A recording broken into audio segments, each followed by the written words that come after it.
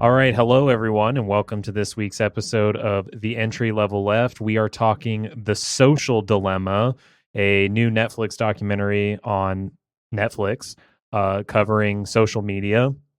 So let's just get this thing started. What was everyone's initial thoughts on the documentary? At first when I watched it, my sort of initial reaction was sort of like tacit approval. Something felt not quite right, but at the same time, I think it was a really good overview of sort of like how social media developed into sort of what we know it as today. It sort of like confirms like all the things that we sort of already suspected, that like all the social media companies are like competing for our attention. They'll do it pretty much like at any cost. They have a bunch of different measures to keep us paying attention. And like overall, there were some really good highlights in there. I really liked the part where it gave us kind of like a primer on how online radicalization pipelines work, and it showed some of the sort of like consequences of that, and sort of why social media is encouraged to do that. Another thing too was like they did a really good job at showing you a real human aspect of how it happens. Like they used, my favorite part was using this whole like, it was like this guy who was sort of acting as the algorithm throughout the movie, and he was showing you like how it sort of manipulates your day-to-day life, which was a really cool way to like sort of anthropomorphize it. Yeah, that's something sure. that we will get into a little bit later, like when we talk about the narrative element of the documentary.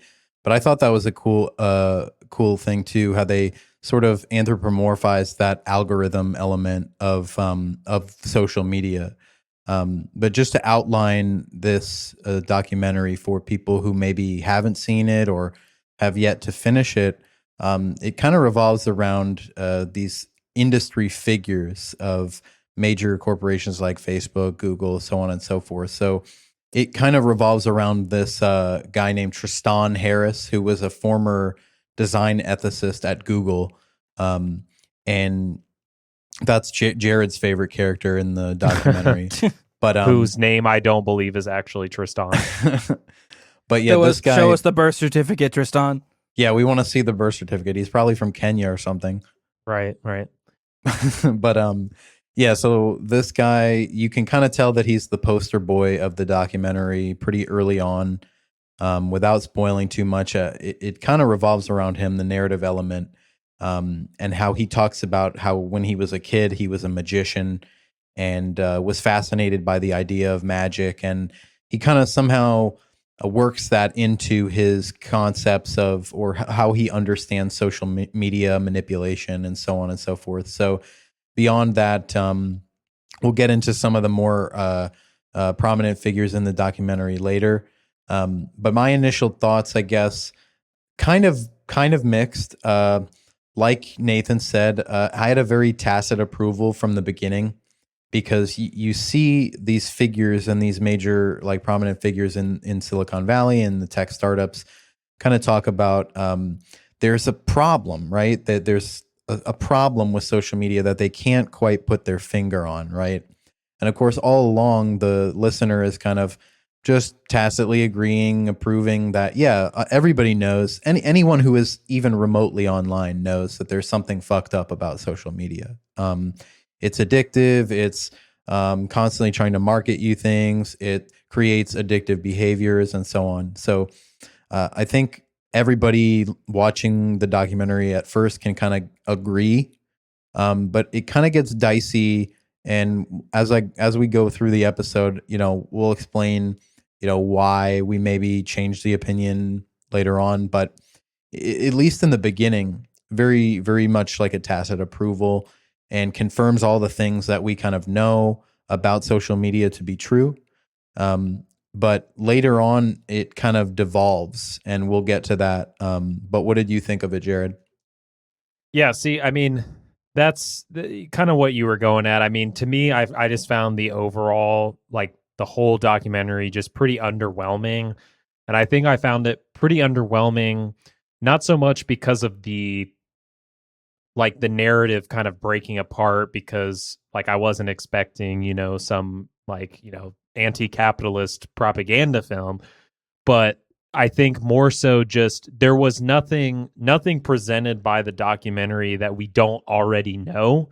Like I was expecting, with the way people were kind of talking about this and hyping it up, and especially the way, Netflix was hyping it up, I was like, shit, like this is going to make me want to go and delete all of my social media accounts. And it didn't, because again, it was very much like, yeah, the shit's spying on you and it's trying to manipulate your behavior to get you to buy more shit. And it sells you these it shows you these ads that people pay for, that companies pay for to get you to buy more of their shit. And it's like, we already know that. And so to me, to kind of have the whole thing wrapped up and just feeling like I just got a lecture on something I already know a whole lot about just made me feel pretty underwhelmed the entire time. Yeah. Oh, trust me, we are experts at scrolling social media. We don't need to know that we're addicted. Right. But like, yeah, exactly. I think Matt points out like a really great observation, in that like there is a part, especially in the beginning, if you watch it, like the first 5 minutes, where they ask each individual like, where did it go wrong? What was the problem? I think that's literally the question they ask. What was the problem? And every one of them literally do sit there like, and they kind of like stare off into space awkwardly. And like, right. I guess that's kind of the hook of the documentary. They're like, we're going to tell you what's wrong.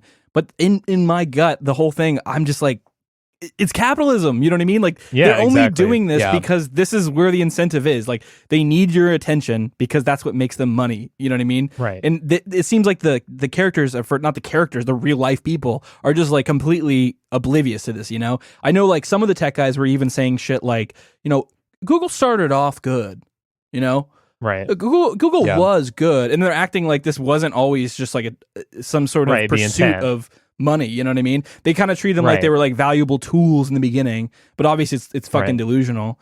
So, and like I get it. It's fine to like I've never agreed with every employer that I've worked for. So like I get it. You can sort of be like neutral towards your employer, but like acting like these companies had any sort of values that was stood greater than their bottom line is just fucking foolish, Right. And that, I had a very similar reaction, Nathan, because it's like right when that documentary, like when it starts and they pose that question, what is the problem? And it's like they almost refer to it like it's this fucking like Lovecraftian cosmic entity. Like it's everything and it's nothing, and it's all consuming. I remember literally sitting there watching it saying it's capitalism. Yeah, exactly. It's capitalism. There's a profit motive there. And therefore that has accelerated this into something that is beyond control, because like everything, that capitalism touches, growth is the game. And it only knows that. And so now it's expedited and, exponentialized itself into this monolith that apparently, to these people who helped develop some of it, can no longer put their finger on. There was one guy who said something along the lines, and I don't know why this specific line sticks with me so much, but he said something along the lines of, it became its own animal. Like all these companies just sort of like, we couldn't see where they're going. And that really irked me. Like, we couldn't see that this was going to end up being like an infinite growth cycle where we just do all the most heinous shit over and over again as long as it makes us money, There's one guy, and this is actually the main guy, I think, right? Tristan, who's the Google ethicist, which is already a sketchy job title, but he says he brought his ethical concerns to all his colleagues, and everybody was sort of like, yes, that does seem like it could be a problem, Yeah, he gave a TED Talk. Yeah, and then he heard that, like, I guess the CEO had 3 different meetings about it or something like that. He was very proud that the CEO had most certainly heard about his presentation, and apparently he just ignored it. You know what I mean? Which is like the perfect illustration, the perfect, allegory for this whole thing, is that, of course, the companies aren't going to do anything about it, even if there is a real problem. Like, why would anybody ever expect that? Yeah, it's almost kind of like oxymoronic when you think about it. It's like, he's a design ethicist, or was a former design ethicist for Google. Then he went on to found his own nonprofit, and you can kind of tell, like I said, the guy is the poster boy for the documentary. But it is, like Jared said, kind of funny to think about when this guy is getting up on stage talking about his presentation and all this like bullshit neoliberal tech bro nonsense, how they are so far removed from the fact that the tools have become a different animal or evolved their own type of life or animus. Like it's baffling to me how these men and women who are probably the most intelligent people in our society, or some of the most intelligent people in our society, can't put their finger on exactly what is driving this locomotive of basically just it's like, honestly, in my opinion, a capitalist wet dream like Facebook. Right. It's being able Definitely. to dial in like how many people you want in which area, looking at your content. Like it's an absolute wet dream. It's like a virtual billboard for advertising Right. and marketing. And the idea that these people didn't see across 10, 15 years it going that way and ask themselves why it's going that way, it doesn't seem really believable to me, to be honest. Right. Yeah. Yeah, exactly. And you know that when they set out, they obviously set out to start something huge. It wasn't like they were starting a company to, see it not be as successful. They didn't envision it becoming what it became. But Yeah.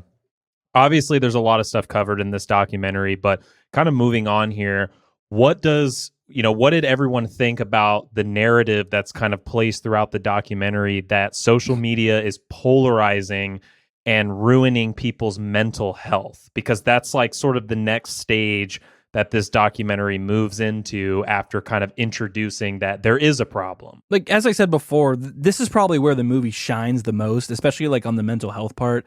A really strong comparison that they made was like your timeline being similar to a slot machine, where like the randomness of it is actually addictive in itself. That like one or two engaging posts, like that small payout of being like, oh, that was really funny, haha, whatever. It triggers that like kind of chemical response. And so you literally, every time you refresh, you're essentially pulling the lever again. You know what I mean? And the more time you pull that lever, the more engagement that Facebook is getting, the more ads revenue that they're generating off of you, essentially. And so stuff like that was really cool, I thought. That was a good way to describe the movie.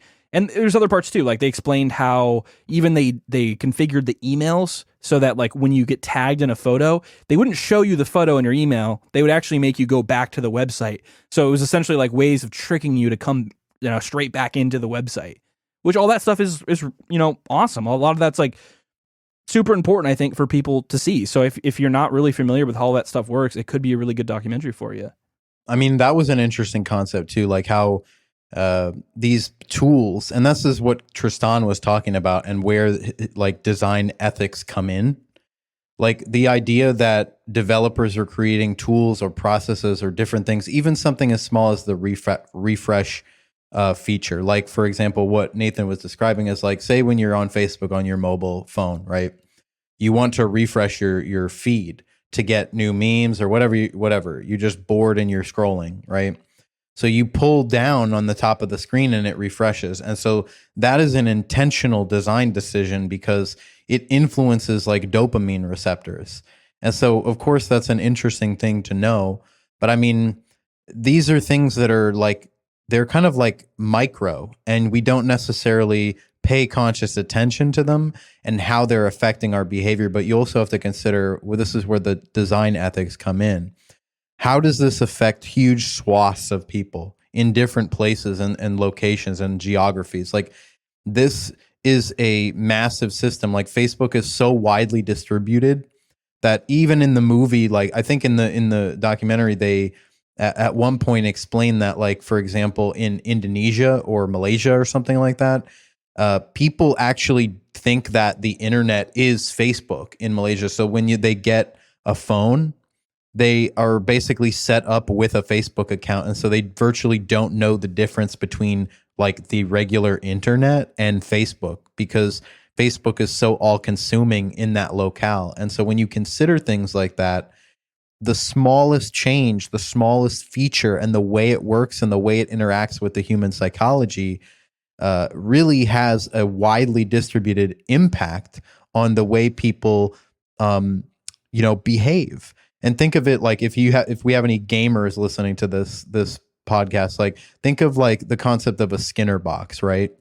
In the concept of the Skinner box is like the game or the system is priming you toward a specific type of behavior for a specific type of reward. Just like most MMOs in some sense are a Skinner box, because they're priming you towards some specific behavior like caring too much about your character's appearance so that you buy microtransactions in the cash shop, for example. And that's the way to think about Facebook as a platform. And I think that was really helpful in terms of like a mental health aspect.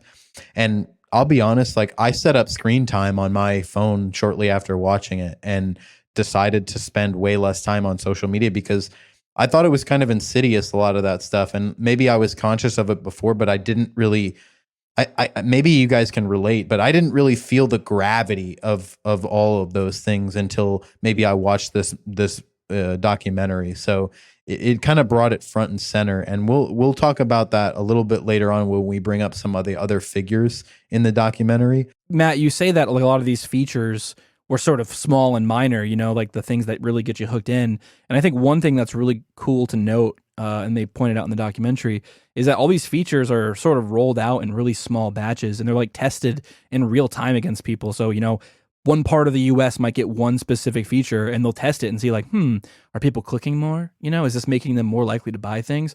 And then if it works, they'll roll it out everywhere, you know? So it's not just like a static thing.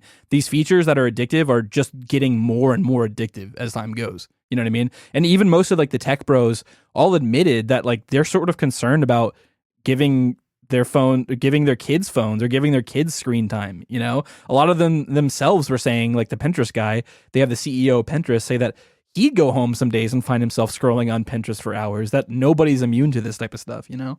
Yeah, exactly. And I think that was probably the biggest takeaway or positive from this documentary for me. But when they introduce a figure named Jaron Lanier, who is considered a founder of virtual reality and virtualization in terms of computer science, what he mentions in the documentary is the product is not us on Facebook. We're not being sold, but what's being sold is that gradual, imperceptible change in behavior over time that social media creates. So all of these features compound, like, let's say, for example, a couple different features. It could be that refresh feature, the randomness to the Facebook feed, the fact that your Facebook feed is populated with ads. Like you can't scroll more than a few different posts without seeing an ad for something you looked up recently. Like, for example, I've been on a fitness kick and I've lost over 50 pounds since May, and I'm getting tons of advertisements for protein powders, supplements, workout gear, shoes, different types of, you name it. And like all I did was maybe search for something I needed to buy online at one point, and I get all these ads for all these different products. Or not even buy. Sometimes just literally looking stuff up for your own benefit. You know what I mean? And they use that against you. Yeah, literally. And that's the crazy thing about it. And when Jaron Lanier comes on, they start talking about that. It really hit me like a ton of bricks. Like, of course, like they're not selling us as products. Like we're not the products on Facebook, but we're being advertised to. So the product that they're selling is being sold to advertisers. And what advertisers and companies are buying is that gradual, slight, imperceptible change in human behavior over time. So with that said, do y'all think that social media is legitimately manipulating our behavior? Yeah, I think to a degree it is, because, you know, like as you were saying, Matt, like this thing that Jaron focused on, the gradual, imperceptible change of our behavior, you know, that's where, you know, kind of we become the product, right? Like we're the thing that our data is being sold so that someone can buy that data and show us an ad so that we might buy that, you know, product. But I think, you know, social media, it's just saturating us, you know, more and more with all this different stuff, especially advertisements. But because of the way that algorithm is built, it's also, you know, bleeds into the political sphere and it bleeds into the cultural sphere, so that more and more what we're seeing on our feed, the algorithm, or what the algorithm is spitting out in our feed, is stuff that we are interacting with, stuff we are liking, stuff we are reading, stuff we're Googling, you know, so it puts everyone kind of in a bubble, and I think causes us to view other people who aren't sharing our views and who we occasionally see on social media or run into in person or something as, like stupid or wrong for not agreeing with us rather than being manipulated overall. And I think that's where that gradual imperceptible change is, that algorithm gradually shifting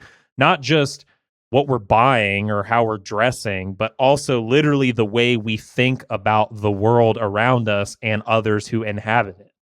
Yeah, exactly. I think the key phrase for me is that imperceptibility of it all. Like, I've been on Facebook probably since like late high school. Like, it's been almost 10 years that I've been off and on Facebook. And I use it to varying degrees throughout the last, decade or so.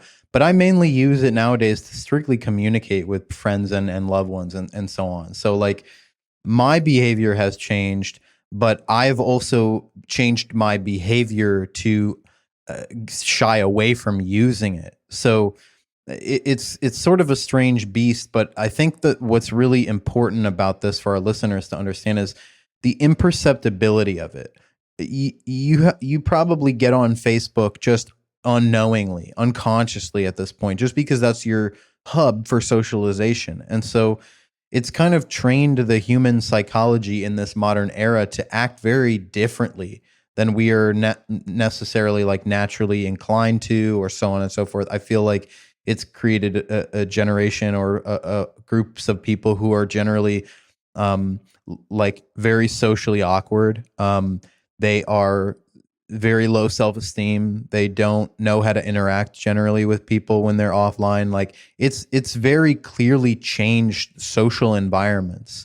It's become a social crutch, exactly. Essentially. Like, if you don't know what to do in an uncomfortable situation, here you can pull out your phone and you can interact with this, social media that more than anything isn't about anything social at all, at least not in what, keeps it afloat. It's about selling you a product and taking your data and making you a product to people who are purchasing ad time in this platform.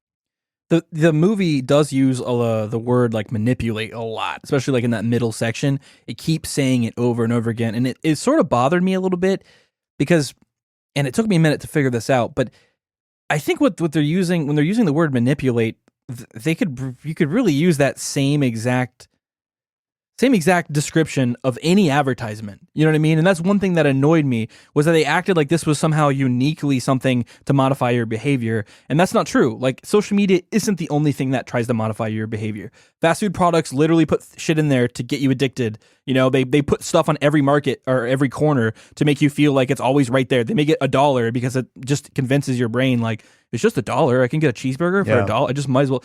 So all these things are like everything. Beauty products, change what's in style and things like that. They advertise to your like insecurities and things like that. Stores put products in special places. Like, they put candy at the checkout to tempt you, or they put milk at the back to get you to walk through the whole store, and possibly see something else. So like, they're always going to be manipulating your behavior. Yeah. Social media is advanced at that, like extremely advanced at it, but it's not like the first time that this has happened. You know what I mean? And I think that's why, like, in the beginning, there's like a really strong sort of like cognitive dissonance when they're umming and awing about like, what is the problem with all this social media stuff? Because I think they're realizing, I pray that some of these people are realizing that this is just normal capitalism just turned up to 11, Right. And that's what, like, there's actually that scene in the documentary where they're at like some kind of forum, and Tristan and that older guy are having this like debate where, Tristan's saying, oh, social media is bad,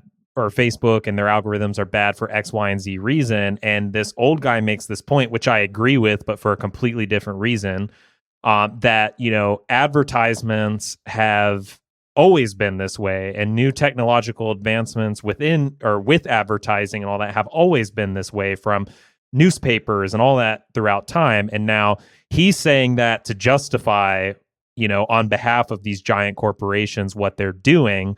But while I don't agree with that, like, his point is true in the sense that as long as, this profit motive has existed, this has always been the case with new products, new marketing, whatever. It's how do we manipulate people into buying this shit that they do not need to a degree that turns us an enormous profit margin, you know? I want to riff on that for a second because I think that's an incredible point. Like when you talk about the concept of the profit motive and how these technologies and these technological advancements have always just kind of under capitalism gone into creating more profit or more ways to manipulate or entrench people in systems of almost dependence and addiction. I think that's a big highlight here is, you know, throughout the history of capitalism as a mode of economic production, the way that you increase profit exponentially is creating systems of dependence. So one thing I want to bring up as an example is a lot of people think of like Windows or Microsoft operating system as some sort of like revolution. But what they don't consider is like how Bill Gates didn't start a revolution. He ended one by taking that IP and consolidating everything and centralizing everything to the point where now with like systems like Microsoft Azure and different systems like that I deal with in my day-to-day as an IT worker, like these systems create massive amounts of dependence on centralized systems and bureaucracy under Microsoft. And they're nothing like a revolution. They're actually a devolution. They're a way to centralize through IP law and through property ownership, dependence and addiction. Like, for example, the entire business consumer market for computers is pretty much dependent on Microsoft. Like you have some Apple computers out there, but like if you're in an enterprise environment, chances are you're working with like either Linux or Microsoft. And Microsoft has just cornered that market. And so they create systems of dependence. So while I agree with that older man at that forum that you mentioned, Jared, like, yes, technological advancements have brought that about, and it's just a widening scope now with social media. I have to just mention that caveat that under capitalism, these systems of advertisement and you know, exponential advertising and gathering people into or corralling people into systems that create dependence is a feature of capitalism rather than a bug or something like that. Like I would say, like capitalism runs off dependence and addiction, like, and it always has, and it always will, because it's the way it works is to centralize everything under ownership and then maximize profit by creating more systems of dependence or more ways to corral that end user or customer, consumer into continuing to support that brand, that product, that whatever. And when you really look at it under that lens, it's really not a progressive system in any sense, in any stretch of the imagination. Right. So speaking of capitalism and the whole notion of social media manipulating people's behavior, what did everyone think about in the film this concept that's brought up of surveillance capitalism in the documentary? Because it's the only time the word capitalism is mentioned throughout the entire documentary. Right. So just to introduce another important figure in the documentary, there is a woman named Shoshana Zuboff who comes in and is introduced.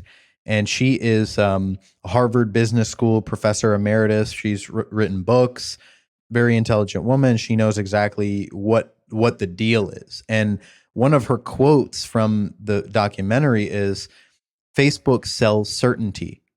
That's their product. And what she means by that is their business model is based on predictions. For example, we run a Facebook page, right? And we have from time to time bought ads to get content out to our wider audience.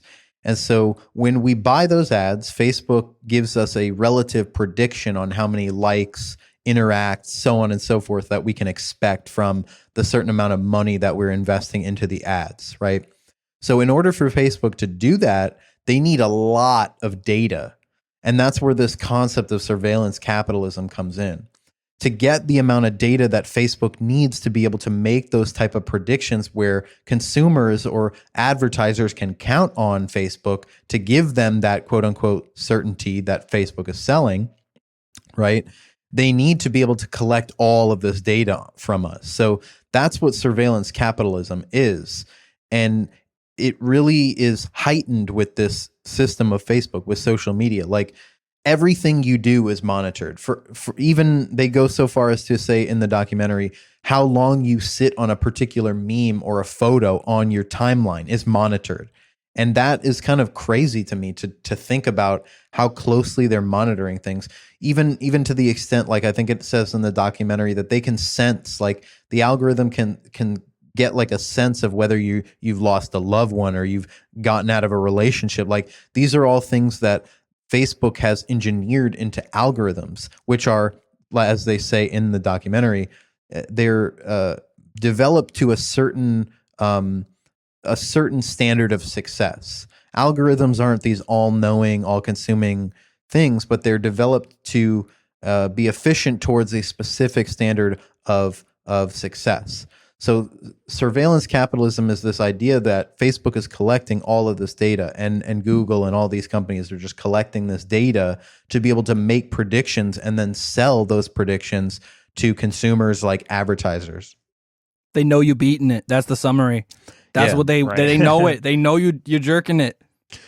They know you're on porn. Yeah, I mean, this is, again, this is, the only time capitalism is mentioned in the documentary, and really just going back to my point, it's nothing new. So it's like the terminology surveillance capitalism, something that this woman, Shoshana Zuboff, who is an academic, has sort of made her career off of. But I would argue, all capitalism is surveillance capitalism, as we were stating previously. Like, marketing's always existed. The ways in which companies look at and, observe and study the behavior of consumers in order to maximize more consumption and growth, that's always happened. I think the thing here is that it's exploded and it's become much more manipulative and maybe a little bit more nefarious, or a lot more nefarious, in terms of the ways in which it is constantly doing it through all online activity nowadays. And I think I just want to point this out. I don't know if it's that important, but I'm pretty sure the first time the words surveillance capitalism gets used in the documentary, it's Tucker Carlson who says it in like a clip they included, right? Which I don't know what that means, but I'm definitely going to look a little bit more into it. So speaking of Tucker Carlson, the documentary brings up like Russia and China as these sort of big others, using social media to manipulate us innocent Americans. And I just wanted to know what everyone thinks of this, because this has been a huge thing that's been discussed pretty much since the 2016 election. And it's something that the documentary, highlights in terms of the ways in which we are interacting online and how that might be, being manipulated by these other actors abroad. Yeah. I think the thing that stands out for me when we bring up Russiagate and China and on all of this like anti-communist sentiment or whatever it manifests as in the liberal psyche, this is kind of where the documentary for me took kind of like a negative turn. And I felt like I kind of could anticipate where it was going, like what road it was going down. So to step back for a second to the narrative element, all throughout the documentary, they're following kind of this family. And there's like an adolescent brother, there's a younger sister, there's an older sister, and a mom and a dad, and blah, blah, blah. And the brother, the older brother, he has gone through a relationship, and they have kind of just like shown his whole psyche and his tailspin emotionally throughout that experience. They showed the little girl who posted a picture of herself on social media and got validation from her friends, but also got made fun of, and how that sent her into a spiral and different things like that. So they set the stage emotionally to kind of grip you and rope you into this, what really amounts to this liberal hand-wringing. Again, this is kind of where it took a turn for me. And it just was clear at this point in the film that when they're bringing up this emotional element, they transition into this concept of the extreme center. So they start showing protesters, right? And they start showing this family's, like in a narrative sense, they start showing this family's reaction to these extreme center protesters. And it's kind of like a parody in and of itself, because it's it's trying to create like an extremist political other, but it's actually like extreme centrism, and they kind of like use it as a prop almost to fill in the gap of like what they consider extreme leftism or extreme rightism or fascism, whatever. And it's just kind of like a funny parody element that they bring into the documentary. And then they use that and in this Russia-China nonsense as another prop to kind of push this anti-communist, anti-state agenda, and we'll talk about that later. But this section for me, or this part of the documentary, kind of just it sucked, but it made the movie lose legitimacy for me.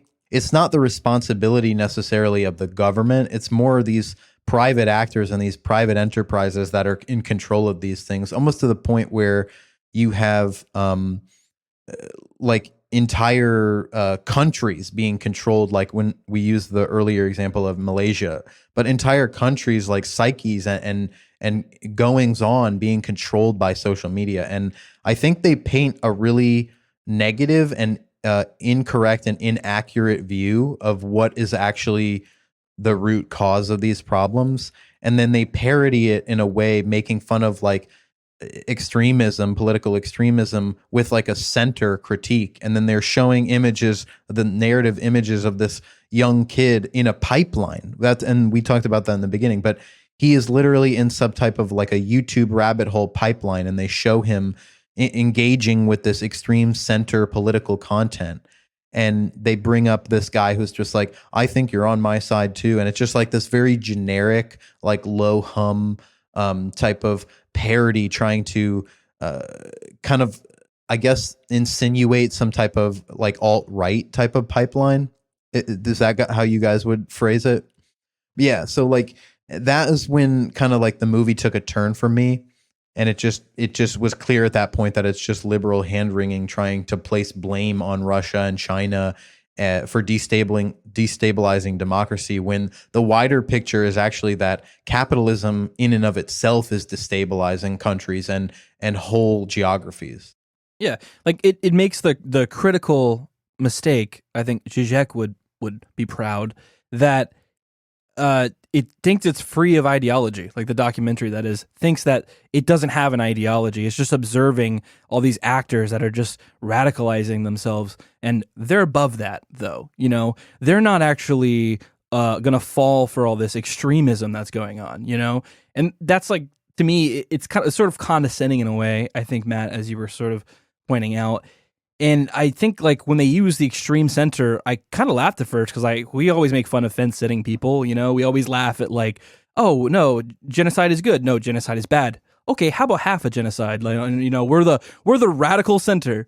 You know, and the thing is that's not what they mean. You know, when they're showing it in the documentary, that's absolutely not what they're going for. They're actually using the radical center as like well, no one could make fun of someone for being a centrist. Let's use that as the dummy for this little thought experiment. And it's so condescending, you know. And the thing is when they use events in the movie, they are clearly talking about the alt-right the entire time. There's not a single example in there where it could be like, oh yeah, that was what caused the leftists to do bad. They point at like Christchurch, they point at like Pizzagate, things like this, and we're like, oh, the algorithm actually led to this. And every single example they give of like a rabbit hole gone wrong is never radical leftism, you know, the whole time. Even climate denial, the COVID denial, all that shit, it's all clearly problems with the right. So I don't know how they get off just acting like this is some sort of like universal problem. It's, you know, something affects us all or whatever.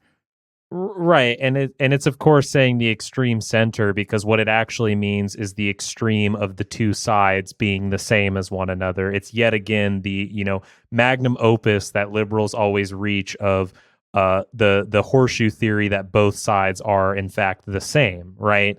But more than that, it's pulling onto, because as they're talking about people's internet radicalization and manipulation, they're cutting to clips of Putin and Xi Jinping in China.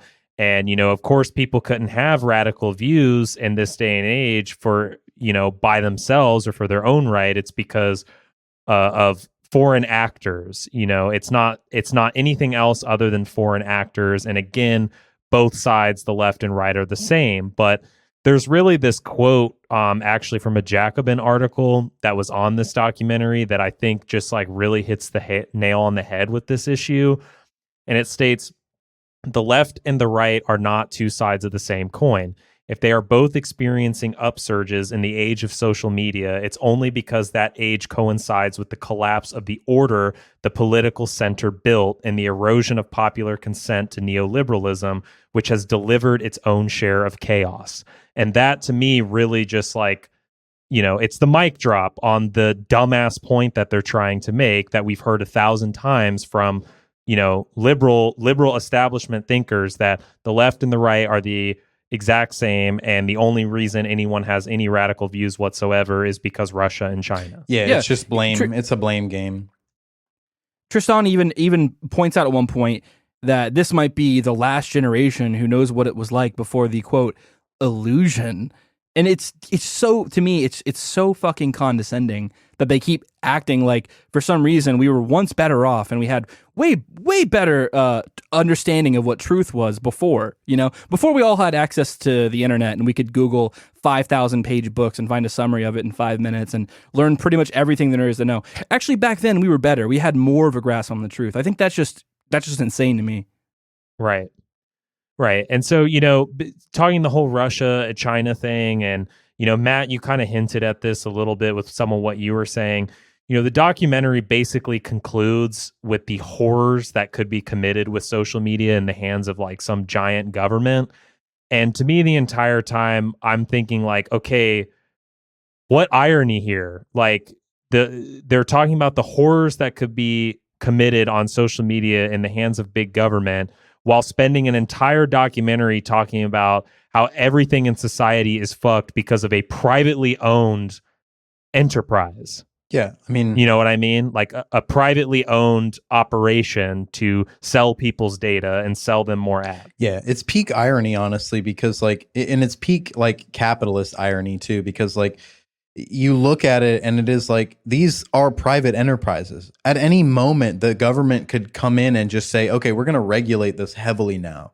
We're going to cut this out. We're going to do this. We're going to basically cut the profit motive out of it. Like, because the government could legislate that at this point if they wanted to, if there was a will. But the thing is like these companies have now integrated themselves so far into the government that there's almost like there's like a hard line, like not even really a hard line between where the government ends and where the private enterprise begins. Like, especially if you look at Amazon, Facebook, and Google, these three almost like kind of integrated with the government now. Like the CIA, the FBI, they all use these platforms to spy on people and collect data in cooperation with these companies. So like we've had, for example, more recently, we've had libertarians on our Facebook page going back and forth and trying to play devil's advocate. But, to really explain it for people that don't understand, like capitalism is a mode of economic production, right? The primary building block of any society is the mode of economic production that justifies or that rules all the other laws and standards and customs. So when you take a look at the government under a bourgeois society or under a capitalist society, you have to understand that the government is simply just propping up that mode of economic production. The government isn't the main problem, but how the government interacts with the private sector. And that's something that needs to be understood by people listening to this and watching this documentary. The government is responsible, but only to the extent that capitalism allows it to be responsible. And in a bourgeois society, the two coexist. They're integrated with each other. The government and the private sector work together as one under capitalism. So that's something people need to understand about this liberal hand-wringing. What this documentary serves to do is it serves as a propaganda to hand wave away the fact that capitalism is at the root of the problem, and to make people think that political extremism on both sides is something that is deserving of scorn or something that is to be ridiculed. But the true magic trick here, as Tristan talks about, is the way that the liberal takes this idea that capitalism is just a tool or social media is just a tool, and then these concepts become interchangeable. When anything is just a tool, that removes the liberal from being able to or having to do any type of ethical or moral negotiation on the effects of the system, the effects of what it's doing to people, how it affects behavior, and so on and so forth. So it's a deflection. This is a propaganda piece purely for deflection to get people to concentrate less on the fact that there are valid reasons why leftists are extreme. There are valid reasons in the mind of a fascist why they're extreme. But it's the liberal hand waving comes into play when they're not trying to moralize it or not trying to make an ethical critique. They're simply just saying that our tools are fine. It's the people or the government that's the problem. And this is the age-old liberal nonsense. Like, and when I say liberal, I'm talking both left and right. If you're a Democrat, you're a liberal. If you're a Republican, you're a liberal too. And if you're a libertarian, you're definitely a liberal. So this is an all-encompassing term for people who support laissez-faire economics and free market liberalism. That's what we're talking about here with liberalism. So this is a hand wave to get you to not focus on the fact that capitalism is exploiting and crushing the weakest among us and those that need the most help. So this is the main problem with this documentary, is that it's not trying to teach you anything. It's trying to deflect and actually remove consciousness from you. So I guess going to our final point here, do we think social media can be reformed?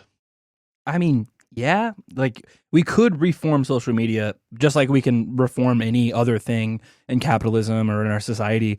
But I think when you take a step back and look at all the problems that keep happening, I think we need to find sort of what the root is.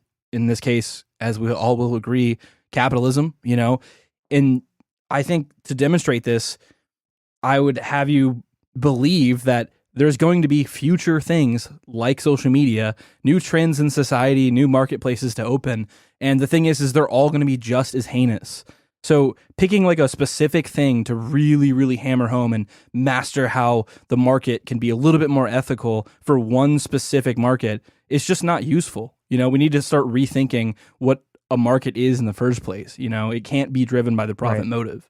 Right. And that's kind of where I'm at. Like, to me, it's like social media under capitalism is always going to be social media, what social media is under capitalism. You know, it's like, and the perfect example is they even say in the documentary, like, oh, well, you know, things have been unregulated. And then when the government steps in and regulates them, you know, it makes things better and it can totally be done. And the example they use is the phone companies. And I'm like, are you fucking kidding me? Like, how out of touch can you possibly be? There's 4 fucking phone companies and they all charge the exact same for the same shit. And they all have like, really great customer service too on top of that. Right, really right. And it's like, and I was just like, that is the example you're pointing to? But it makes sense that they would point to that example. Set your goals high. Right, because that's, you know, to them that's a success because that doesn't fucking affect these people, right? And also, too, it then cuts to, as all of these documentaries do, you know, Tristan, and he's walking up on Capitol Hill and going to speak to his, you know, lame-ass fucking Congress people. And, you know, they're having a real, you know, talk about how they're going to introduce, you know, policy 424XY, whatever, you know, to some other bill's minutia to, you know, get the ball rolling on some kind of regulatory reform. And it's like, here we are. Now we've reached the true end goal of this documentary where we're going to fix all of these problems by calling our fucking local congressperson. You know what I mean? Yeah.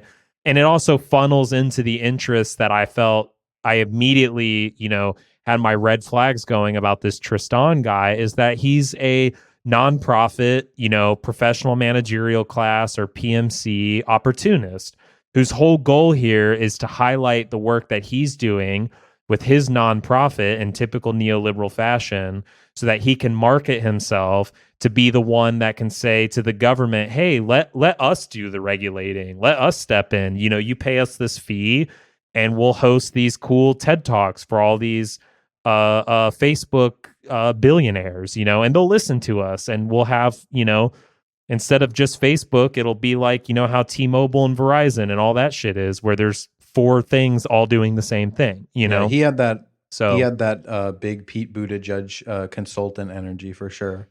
definitely, definitely. That's probably who he voted for. Yeah. And the funny thing is like, to kind of piggyback on what Nathan was saying, these types of documentaries are always like a call to action for a very specific kind of law or enforcement. Right. Or like you said, Jared, that was a great example. Like, he really was like using this as sort of a platform to market himself and his work with his like nonprofit to probably be some type of figure in the push to regulate these companies, which, you know, will just turn under capitalism, will just turn into another profit making enterprise that'll be bastardized in some different type of way. But it's always it's always, like Nathan said, a call to action for a very specific type of bureaucracy. That's really what it is. At the end of the day, it's consultancy, bureaucracy. It's made man type stuff. Like, it's look at me. It's like some pick me ass bitch type of stuff. And that's really what it amounts to for this, especially for this Tristan guy. And, you know, ultimately, as far as my opinion goes on whether social media can be reformed, I just don't think so. Like, they talk about in the beginning how it's just a tool, but like anything is just a tool. But if the underlying cause and the underlying motivation of the society is to accumulate profit at any cost, then no tool is incorruptible. No tool is magnanimous. No tool is impervious to that type of ideology. And that's what listeners need to understand. There is nothing ethical, and there is no consumption that's ethical. There is no tool that can be ethical under capitalism, really, because the system itself is rotten. And the system itself cannot be reformed because it will always reproduce that same internal logic, because that's what it's designed to do.